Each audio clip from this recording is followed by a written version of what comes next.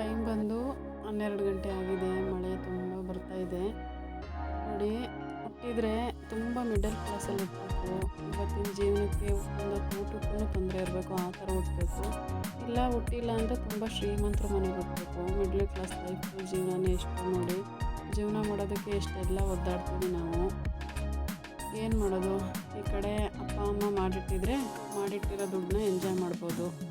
ಕಷ್ಟಪಡಬೇಕು, ನಾವೇ ಕಷ್ಟಪಟ್ಟು ನಾವೇ ಜೀವನ ಮಾಡಬೇಕು. ಆ ಥರ ನಮ್ಮ ಜೀವನ. ನಮ್ಮದು ಒಂದು ಚಿಕ್ಕದಾದಂಥ ಒಂದು ಮೊಬೈಲ್ ಕ್ಯಾಂಟೀನ್ ಇದೆ.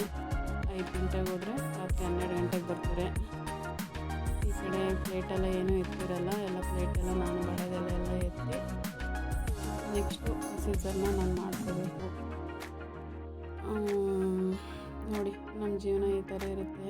ಪ್ರತಿಯೊಂದು ಹೆಣ್ಣು ತನ್ನ ಗಂಡನಿಗೆ ಎಷ್ಟು ಸಪೋರ್ಟಾಗಿರ್ತಾಳೆ ಅಷ್ಟೇ ಹೆಂಡತಿಗೂ ಕೂಡ ಗಂಡನ ಸಪೋರ್ಟಾಗಿರ್ತಾನೆ. ಅದು ಬಿಟ್ಟು ನಾನು ಮದುವೆ ಆಗಿದ್ದೀನಿ, ಮದುವೆ ಬಂದಿದ್ದಾರೆ, ನಾನೇನಕ್ಕೆ ಮಾಡಬೇಕು, ನಾನು ಅಮ್ಮನ ಮನೇಲಿ ರಾಣಿ ಥರ ಇದ್ದೆ, ಗಂಡ ತಂದು ಹುಡ್ದಾಕ್ತಾನೆ, ಆ ಥರ ಇಂಟೆನ್ಷನಲ್ಲಿ ಯಾರು ಕೂಡ ಇರಬಾರ್ದು.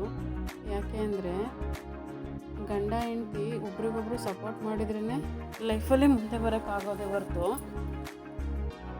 ಮದುವೆ ಆಗಿದ ತಕ್ಷಣ ಗಂಡನಿಗೆ ಎಲ್ಲದನ್ನು ಜವಾಬ್ದಾರಿ ಹೊರಿಸೋದಲ್ಲ. ನಾವು ಕೂಡ ಅವ್ರಿಗೆ ಸಪೋರ್ಟ್ ಆಗಿದ್ದರೆ ನಾವು ರಾಣಿ ಥರ ಇರ್ಬೋದು. ಇದು ನನ್ನ ಅನಿಸಿಕೆ. ಇಷ್ಟ.